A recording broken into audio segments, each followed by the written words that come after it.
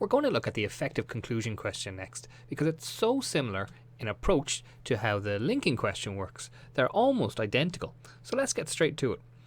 For this video, I've created a worksheet. You don't need it straight away, but it might be useful to download it at the end of the video for reference. The worksheet is called Effective Conclusion Worksheet 3 because it's worksheet 3 of this chapter after the 2 linking worksheets. The heading is Fear of Flying, and just so you get an idea of what it looks like, here it is. So first page of it is the passage with a question at the bottom. Second page is a visual representation, which I'll explain in a moment. And the third page is 3 possible answers with some advice in a box at the bottom.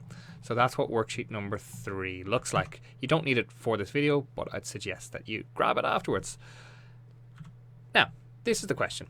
Look at lines 29 to 33. Select any expression from these lines and explain how it contributes to the passage's effective conclusion. So, we'll have a quick read of the conclusion. In conclusion, Jane's fear is understandable but ultimately baseless. We humans cling to our phobias, and there are many, despite all the evidence available to us. Some phobias encourage us to participate in far more dangerous endeavours, and the trend isn't likely to change anytime soon. Perhaps now it is time for us to begin destroying the illogical foundations of our fears. So, a nice conclusion. Let me show you what not to write, because I see this every year when I mark the paper so often, and it gets frustrating. And I want you to promise me you're never going to write this again if you do write it this way. Looks good, doesn't it? The final paragraph is an effective conclusion because it summarises all the good points that the writer made in the passage and links to all the important ideas. I'm afraid that one is getting a big 0. And let me tell you why. That's a general definition of what a conclusion is. Every good conclusion, every effective conclusion in the world, and there are millions of them, summarise the good points that have been made in earlier paragraphs and link to important ideas. Every single one of them. You're being asked to talk specifically about this conclusion, the conclusion in the passage that you get in the assessment, in the exam. So never write this, please. Look at it carefully because it can pop out under stress, and I understand why. It normally happens because the effective conclusion question is the last question quite often in the exam. So you're running out of time, you're under stress, and you can see the finish line. You're like, oh, one more question, I just get this down and I finish, yay, and I can move on. And then people kind of like write really quickly this generic answer about how it summarises all the good points. Please don't do it. Have a look at what I'm going to suggest you do instead. I want you to be specific. Now, here's 3 examples of what you could say. You could give a quote from the conclusion and say it relates to the earlier mention of, and then you quote something somewhere else. It revisits the important idea of, and then specifically say what idea you're talking about. Give a quote and it repeats the earlier use of the word or the idea, and then you give another quote. And I'm going to show you what that looks like in practice. What I wanted you to see from that last slide is that there's more than one way to answer this question. Okay, there isn't only one right answer for the effective conclusion question, which is great, which means you've got loads of options. You can write more than one answer if you want. If you've got time at the end, if you can squeeze in a second answer, why not? Almost guarantee yourself the marks. Visually, this is what the effective conclusion question looks like. At the very bottom, just around line 29, 30, 31, 32, and 33, you can see the conclusion that I read out just earlier in this video. I've picked out just 3, there are more, but I've picked out 3 points in this conclusion that link back to specific areas in the passage. And it's really important, I'm going to repeat that, to specific areas in the passage. All right? I'm not just saying it links to all those areas, which is technically true, but it's not answering the question. So let's start with the first one, the green one. Jane's fear is understandable. So, is there anywhere in the passage that talked about somebody called Jane? About her fear? Yes. All the first paragraph is about Jane and her fear as she sat on an aeroplane. So I need to be specific. I can't just say Jane's fear links to the first paragraph because that's a bit too vague. I'd get 1 mark for that though. I would get half the marks because I've quoted Jane's fear in the bit that's in green. However, to get full marks, I have to be specific. And this is what that looks like. The writer talks about Jane's fear, so the bit in bold gets me 1 mark, in the conclusion, which is very effective.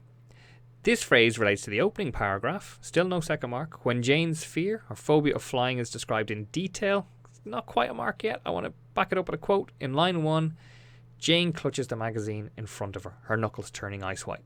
So I've got a little bit of my own words, followed by a quote as evidence. that will give you my second mark. And I've shown that this is an effective conclusion with specific examples. Let's have a look at another one. Okay, so we saw the green one there, linked all the way back to the start. You could even have a look at, I could have linked Jane's fear to the title, Fear of Flying. That might have been a nice quote and a nice link. Let's move to the blue one. The blue quote says, despite all the evidence available to us. And this linked back to paragraph 3, the third paragraph, which gave us loads of facts and figures and evidence of why flying is safe.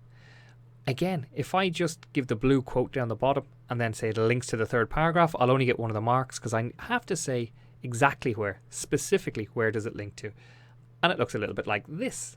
The writer states, despite all the evidence available in the conclusion, this is effective as it links to the third paragraph, still no marks, for this, still no second mark, that highlights that Americans swapped flying for a more dangerous mode of transport, driving. E.g., in lines 14 to 15, so I'm being really specific here, less than 1 flight per million results in a crash. So that combination of it, using my own words to describe what I'm talking about, but giving a specific quote to link back to something in the conclusion, gets me both the marks. And finally, let's have a look at a third example. Okay, so we're looking at the kind of, I don't know, is that pink or purple? I think the highlight is pink, but the arrow might be purple.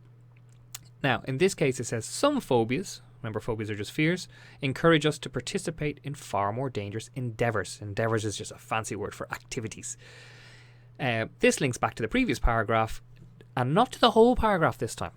In this case, it links back to a smaller section of the paragraph, and you might be able to see it on your screen, I've changed the colour of the text to purple where it links. So it links to that section that says, after the 9/11 terror attacks on the Twin Towers in New York, all the way down to in a traffic accident. And what I need to do is basically do exactly as I did in the last two questions. I take my quote from the conclusion. The writer states that phobias encourage us to participate in far more dangerous endeavours. In the conclusion, this is effective as it links to the section, lines 14 to 20, explaining all the facts and safety procedures relating to air travel. For example, in lines 23 to 25, ironically, those people ... simply increase the likelihood that they'd die in a road traffic accident. Now, I use the ... that's called an ellipsis, to shorten my quote there a little bit, because the bit in the middle wasn't relevant to the conclusion. So the bit that was relevant was the beginning and the end of that sentence, not the middle bit. So that's a clever way to cut that out. But I get full 2 marks here, 1 for my quote at the top and 1 for my explanation that comes after it. And that's how to get your full 2 marks.